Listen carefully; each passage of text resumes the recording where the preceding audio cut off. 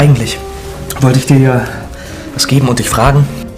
Oh mein Gott, ist das... Ja, ich dachte, bevor uns die Karriere beide auffrisst, besinnen wir uns mal auf die wichtigen Dinge im Leben. Ist das Bijou, Jacqueline? Ich glaube das nicht. Da reiße ich mir den Arsch auf, um dir dieses Ding hier zu finanzieren und du speist mich mit einem Ring von einer Modeschmuckkette ab? Bitte, ja, das ist nur die Verpackung. Hier, den Ring, den habe ich selbst gemacht. Verzeihung, könnten Sie und Ihre Frau sich ein wenig zurückhalten? Wir sind nicht verheiratet. Zumindest habe ich ihn noch nicht gefragt. Okay, ich verstehe. Nee, Sie verstehen gar nichts. Macht es Ihnen eigentlich Spaß, zwei Liebenden ihren wichtigsten Moment im Leben zu zerstören? Ich wollte Sie gerade fragen, ob sie meine Frau werden will. Entschuldigung.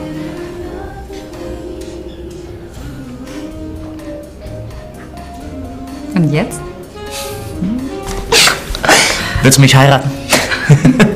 Unbedingt.